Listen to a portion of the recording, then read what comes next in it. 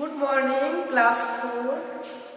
লকডাউনের পর যে প্রথম স্কুল খুললো, এতদিন পরে তোমাদের এই ক্লাস। দেখো, তোমাদের ক্লাস 3 ক্লাস 4 আমি হিস্ট্রি পড়াবো, ইতিহাসটা কিন্তু তোমাদের সরকারি বই, প্রাইমারি স্কুলে যে বই সেটাই কিন্তু তোমাদের চলছে আমাদের স্কুলে। তো আমাদের স্কুলে বইটা সংগ্রহ করতে একটু দেরি হয়েছে, তোমাদের সবার কাছে হয়তো আছে, জেনে নাও। আমি প্রাথমিক যে পর্বটা পড়াতে শুরু করব 77 থেকে 99 পৃষ্ঠা, 77-99 হিস্ট্রি, পেজ 77 থেকে 99। আর আজকে পড়াবো বাঁচার জন্য জল। ঠিক আছে, বাঁচার জন্য জল। তারপরে পরে যা আছে তাই পড়াবো। প্রকৃতি সম্পর্কে মানুষের অভিজ্ঞতা, এর হেডলাইনটা হচ্ছে, দেখো লিখছি, প্রকৃতি সম্পর্কে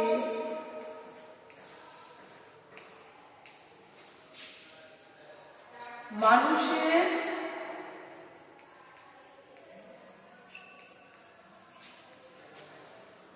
অভিজ্ঞতা।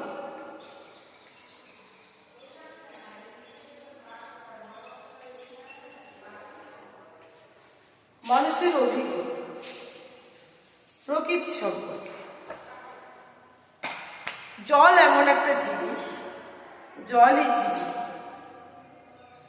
কেন এত বড় স্টেটমেন্ট, কেন এত বড় কথা, এত বড় তত্ত্ব, কেন জলই জীবন? পৃথিবীর প্রথম দিকে 500 কোটি বছর আগের কথা বলছি, 1 কোটি নয়। তো তখন মানুষের সৃষ্টি ছিল না, পৃথিবীতে অনেক ঘাত প্রতিঘাত হয়ে গর্ত ছিল, বড় বড় ড্যাম ছিল, কোথাও উঁচু স্তূপ ছিল, যে জায়গাটা স্থলভাগ হয়েছে। আর বৃষ্টির জল পড়ে যেগুলো খাল ছিল, গর্ত ছিল, সেখানে জল ছিল, জলের আবির্ভাব হয়েছিল। সেই জলে কিন্তু আমরা যেটুকু পড়েছি তোমাকে সেটুকু জানাচ্ছি, যে প্রথমে সৃষ্টি হয়েছিল শ্যাওলা। পৃথিবীর প্রথম সৃষ্টি কিন্তু শ্যাওলা। শ্যাওলা থেকে হয়েছিল এককোষী ছোট্ট প্রাণী, চোখে দেখা যাবে। আর বিবর্তন আবর্তনের যুগ পৃথিবী, সেই বিবর্তনের মাধ্যমে, মানে পরিবর্তন হতে হতে হতে হতে সেই এককোষী জীব অ্যামিবা থেকে বহুকোষী শুরু হয়েছে। সেই বহুকোষী জীবের বিভিন্ন রূপান্তর হয়েছে, কোনোটা পশু পাখি, কোনোটা মানুষ। আগেকার দিনে কোনোটা প্রাগৈতিহাসিক যুগে, মানে ইতিহাসেরও আগের আলোচনা যেগুলো আমরা জেনেছি, কিছু কিছু তথ্য প্রত্নতত্ত্ববিদদের কাছ থেকে, ইতিহাস যারা জানেন, বোঝেন, যারা এটা নিয়ে বিশ্লেষণ করেন, গবেষণা করেন, তাদের তথ্য থেকে আমরা জেনেছি যে সেই এককোষী অ্যামিবা থেকে বহুকোষী সৃষ্টি হয়েছিল, তার থেকে বিবর্তনের মাধ্যমে আমাদের মানব সভ্যতা বলবো না, মানব জীবন। তাহলে সে শুরু আদি থেকে দেখো জলে কিন্তু জীবের সৃষ্টি হয়েছিল। এবারে এই তথ্য দিয়ে বলা যায় না যে জলই জীবন। জলই জীবন এই কথাটা আলোচনা করতে গিয়ে বা স্টেটমেন্টটাকে খাড়া করতে গিয়ে, এই তথ্যটাকে দাঁড় করাতে গিয়ে অনেক পরীক্ষা নিরীক্ষা হয়েছে জল নিয়ে। ওই পুরানো কথা থেকে এবার মানুষের বিবর্তন আবর্তন তোমরা তো পড়েইছ। জল ছাড়া আমাদের চলে না। আজকের বিষয় বাঁচার জন্য জল। তোমাদেরকে ছোট্ট করে একটু পূর্বতন কথা শুরু করে দিলাম। এইবার দেখো, জল হচ্ছে প্রকৃতির দান। জল না থাকলে সত্যি খুব অসুবিধে হয়। খাওয়া, জল পিপাসা পেলে, তৃষ্ণা পেলে, তেষ্টা পেলে তোমরা জল খাও। খাই তো আমরা সবাই। স্নান করা, তাতেও কিন্তু জলের দরকার। আবার রান্না করাতেও জলের দরকার। কাপড় কাচা জলের দরকার, বাসন মাজা সবেতেই জলের দরকার। এইসব প্রতিটি ঘরোয়া কাজে তোমরা দেখেছো আমরা জলের ব্যবহার করি। নিত্য প্রয়োজনীয়, অত্যন্ত প্রয়োজনীয়। জল ছাড়া জগৎ, সভ্য জগৎ, জীব জগৎ বাঁচে না, বা তাদের একটা এদারের প্রতি ওধার হবে না চলছে। এবারে দেখো আরেকটা বড় কাজ, আমরা যে খাদ্য খাই, খাবার খাই, চাষাবাদ থেকে সে খাবারগুলো পাই তো, ধান বলো, গম বলো, জোয়ার বাজরা, ক্রমে তোমরা সবই করবে। আলু চাষ হয় বা সবজি চাষ হয়। এই চাষের কাজেও কিন্তু সব থেকে আগে প্রয়োজন জল। আমরা জানি মাটি চাই, আলু চাই, বায়ু চাই, জল চাই, কিন্তু জল হচ্ছে প্রথম শ্রেণীর প্রয়োজন। এবার বুঝে দেখো জল কিভাবে ওতপ্রোতভাবে মানুষের জীবনে জড়িয়ে আছে। কাজে জলকে আমরা বলতেই পারি যে জলই জীবন। তুমি ঘুম থেকে উঠে ব্রাশ করবে, তোমার জলের প্রয়োজন। শুকনো ব্রাশ করে রেখে দিতে পারবে না, পারবে কি? তারপরে জল খেতে হবে, জলে হাত মুখ ধুতে হবে, স্নান করতে হবে, জামা কাপড় কাচতে হবে, জলের দরকার। ঘরদোর মা মোছেন তো বাড়িতে, তাহলে সেই মা যে রান্না করছে তাতেও জলের দরকার। তাহলে জল অত্যন্ত প্রয়োজনীয়। এর জন্যই জলের আরেক নাম জীবন। জল ছাড়া আমরা বাঁচি না। শুধু আমরা বললে ভুল হবে, উদ্ভিদকুল অর্থাৎ গাছপালা, ঠিক আছে, যেগুলোকে আমরা বলি নড়তে চড়তে পারে না তো ওরা, মানে নড়তে চড়তে পারলেও এক স্থান থেকে আরেক স্থানে যেতে পারে না, কিন্তু জল ওদের জীবনও প্রয়োজন। তুমি ছোট্ট একটা টবে একটা গাছ লাগাবে, আর একটা টবেও গাছ লাগাবে, একটাই প্রতিদিন জল দেবে, একটাই জলই দেবে। সে আলো পাচ্ছে, বাতাস পাচ্ছে, মাটির মধ্যে রয়েছে, খাদ্য পাচ্ছে, সবই পাচ্ছে, খালি জল পাচ্ছে না। দেখবে 2-3 দিনের মধ্যে গাছটা কেমন ঝিমিয়ে পড়েছে, ঝামড়ে গেছে। আস্তে আস্তে আস্তে আস্তে ওর পাতা খসে যাবে, আস্তে আস্তে ও মরে যাবে, গাছটা মরে যাবে। আর যে গাছটায় প্রতিদিন জল দিচ্ছ, সেই গাছটা দেখবে দিনের দিন পাতা মেলছে, বড় হচ্ছে, ফুল বেরোচ্ছে, কাণ্ড, ফল, পাতা হয়ে সেই গাছটা পরিপূর্ণ হচ্ছে, পরিপুষ্ট হচ্ছে। তাহলে জল আমাদের জীবনে অত্যন্ত প্রয়োজনীয়। তা বলে এই নয় যে তুমি 3 দিন জল না খেয়ে এই পরীক্ষাটা করবে, খুবই খারাপ। প্রতিদিন আমাদের শরীরে যতটা জলের দরকার ততটা জল নিতেই হবে আমাদের। বাঁচার জন্য জল এই কারণে। আগেকার দিনে মানুষ কি করতো দেখো, পানীয় জল সবচেয়ে দরকার, জলটা খেতেই হবে। বাসস্থানের কাছাকাছি জল থাকলে খুব সুবিধা হয়। এখন তো আমরা অনেক সভ্য যুগে বাস করছি, আমাদের বাড়িতে কল ঘুরালেই জল, সাবমার্সিবল আছে, কল আছে, বা পাশাপাশি আমাদের পঞ্চায়েত ব্যবস্থাতেও খুব জলের সুরাহা হয়েছে। হ্যাঁ, এখন তো আমরা জলের কোনো কষ্টই পাই না। আগেকার দিনে মানুষের খুব জলের কষ্ট ছিল, বুঝেছো তো? কত দূর দূর দূর দূর থেকে এখনো গ্রাম আছে সেই রকম প্রত্যন্ত রাজস্থানের দিকে আরে দেখা যায়, ছবিতে দেখি, মানে মুভিতে যাকে বলে, যে জল আনতে যাচ্ছে বহু দূরে বহু দূরে। আমাদের এই আশেপাশে গ্রামেগঞ্জে অনেক জলের কষ্ট ছিল, এখন যাই হোক নেই। জল স্বচ্ছ মানে জীবন স্বচ্ছ। আচ্ছা, এবারে তাই জন্য আগেকার মানুষ জানো তো, যখন বাসা বাঁধতে শিখলো, আগে তো বাসা বাঁধতো না, তোমাকে খুব আদিম যুগের কথা বলছো, কিন্তু যখন বাসা বানাতে শিখলো তখন ওরা কিন্তু জলের কাছেই বাসা বানাতো, যাতে জলটা পাওয়া যায়। আর জলের কাছে আমরা কিন্তু মাছ, কাঁকড়া, গেড়ি এগুলো অতি সহজে খাদ্য হিসাবে পেতাম। আগেকার মানুষ তো কাঁচা মাংস খেত।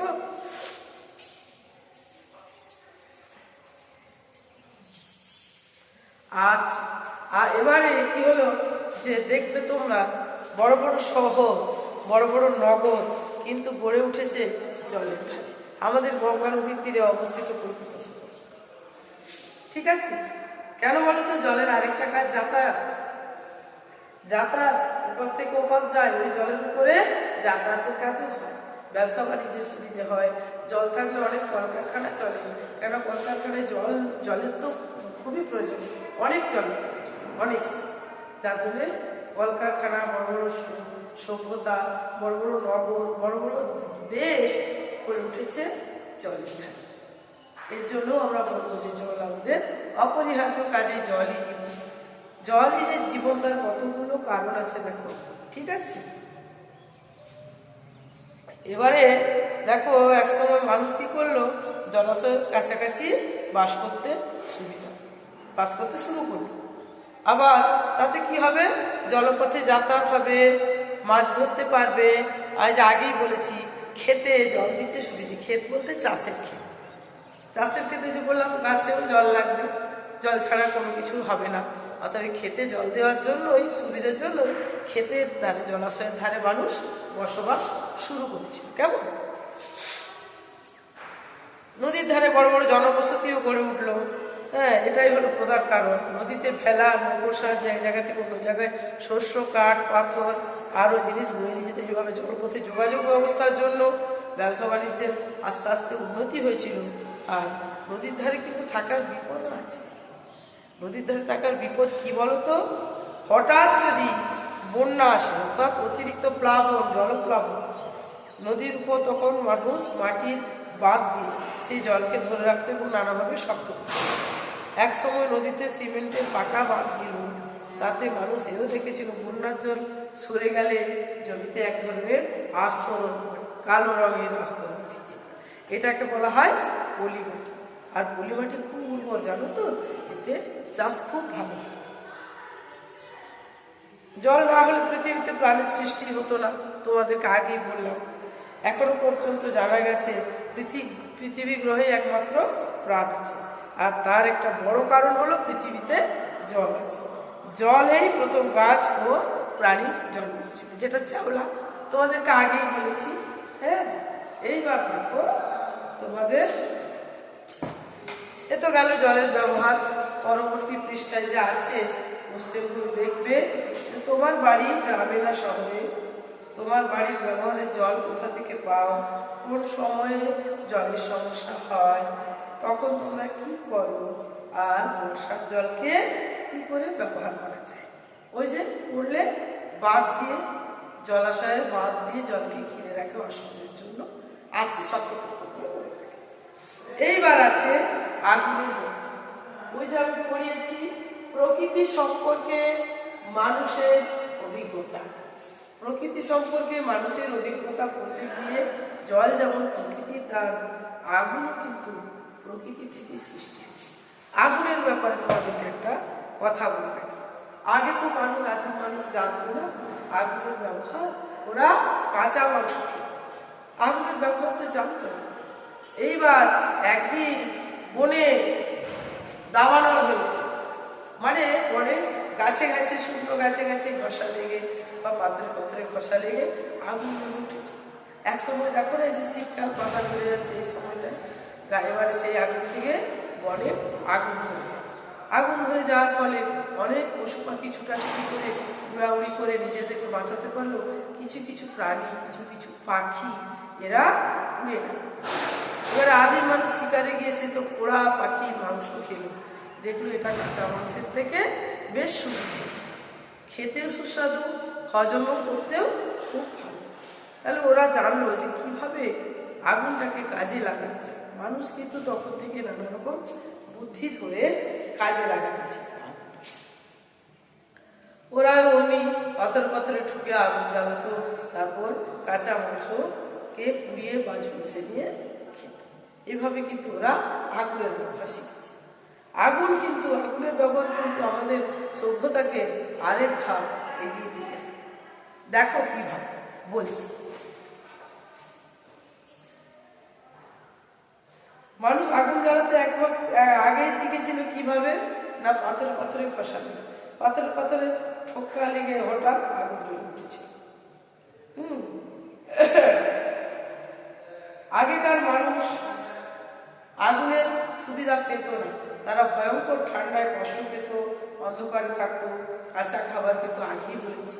তারপরে যখন আগুনের আবিষ্কার হলো তখন মানুষের জীবনে অনেক কিছু বদলে গেল। তারা আগুন জেলে ঠান্ডার হাত থেকে রক্ষা পেল। আর আগুন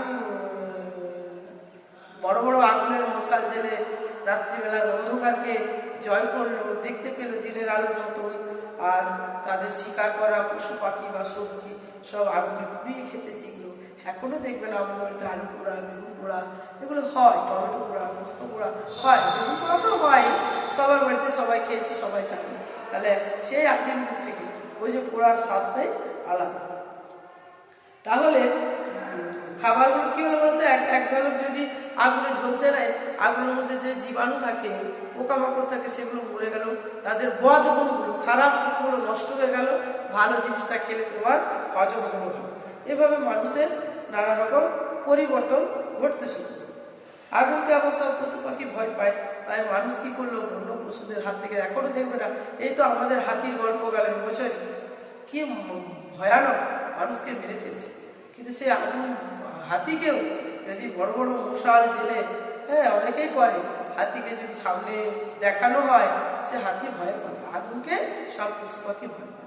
তাহলে আগুনের ব্যবহারে মানুষ কি করলো, অন্ধকারকে জয় করে আলোর পথ দেখলো, কাঁচা জিনিসকে সেদ্ধ করে জ্বলছিয়ে খেতে শিখলো, সুস্বাদু হলো, আর পেটও ভরলো, আর শরীরের উপকারে লাগলো। আর একটা কি, বড় বড় মশাল জেলে নিয়ে বন্য পশুর হাত থেকে বাঁচতে শিখলো। কেমন এইভাবেই কিন্তু আগুনে পড়লো। আরও অনেক কিছুকে আগুনে পোড়াতে থাকলো। আবার অনেক কিছু ধাতুকে আগুনে পুড়িয়ে তাদেরকে গলিয়ে নিত্য নতুন রূপ দিল। যেমন কামারশালায় লোহাকে গরম করে, লোহাকে আগুনে গরম করে পিটে, যে তার থেকে অনেক কিছু খেলনা গয়না ব্যবহার করা জিনিস হচ্ছে যে কাটুরি, কাঠারি, কোদাল, হাতুড়ি এসব বানালো শেপ দিয়ে, সাইজ দিয়ে। আবার কুমোর পাড়ায় মাটির হাঁড়ি কলসি বানিয়ে পুড়িয়ে নেয়, কেননা সেটা তাহলে শক্ত করতে হবে বলে। ঠিক আছে, এভাবে মানুষ আগুনের ব্যবহার ছিল। তবে আগুনের ব্যবহারে মানুষের যেমন জীবনযাত্রা বদলে গেছিল, পুরানো দিনের মানুষ আগুনকে ভক্তি করতো, কেননা আগুনের ধ্বংস করার ক্ষমতা বিষয়ে তারা সচেতন ছিল। তাই তারা ভয় পেত আগুনকে। আবার রোজগার বেঁচে থাকার সঙ্গে জলের মতো আগুনেরও আমাদের প্রয়োজন। তোমরা পড়বে আগুনের ব্যবহারে তোমরা কি কি খাবার খাও, বাসস্থান, নিরাপত্তা, প্রতিদিন কাজে কেমন করে আগুন প্রয়োজন। ঠিক আছে, আজকে কিন্তু তোমাদের ক্লাস এ পর্যন্ত। বাঁচার জন্য জল আর আগুনের ব্যবহার, এর থেকে অনেক প্রশ্ন, অনেক কি বলবো শূন্যস্থান, অনেক কিছু প্রশ্ন হবে। পরের দিন তোমাদেরকে হোয়াটসঅ্যাপে সেসব প্রশ্ন দেবো, তার উত্তর তোমরা লিখে আমাদেরকে নির্দিষ্ট ডেট টাইম সব দেওয়া হবে, তোমরা জমা দেবে খাতা। আগে যে প্রক্রিয়া হয়েছিল, যতদিন স্কুলভাবে চালু করতে পারছি ততদিন সরকারের সম্মতি না থাকলে তো চালু করতে পারছি না। আর সরকারের সম্মতি পেলে স্কুল চালু হলে প্রকাশ্যে পড়ানো কাজকর্ম হবে, নইলে আগের মতোই আবার আমরা হোয়াটসঅ্যাপে কাজ পাঠাবো আর নির্দিষ্ট ডেট দেবো। বাবা মাকে পাঠিয়ে সেই খাতাগুলো জমা দেবে, আমরা দেখে চেক করে নেব উত্তরগুলো, আবার ফেরত দিয়ে দেবো। ঠিক আছে, আজকের ক্লাস এই পর্যন্তই। মন দিয়ে পড়বে। দেখো লিখে দিয়েছি ৭৭ থেকে ৯৭ মধ্যে আছে প্রকৃতি সম্পর্কে মানুষের অভিজ্ঞতা। এই চ্যাপ্টারটা তোমাদেরকে আজকে স্টার্ট করলাম, এটা শেষ করে আবার পরবর্তী পড়া অবশ্যই বলবো। ততক্ষণ তোমরা যা পড়ালাম মন দিয়ে পড়বে, আর হ্যাঁ অবশ্যই ভালো থাকবে।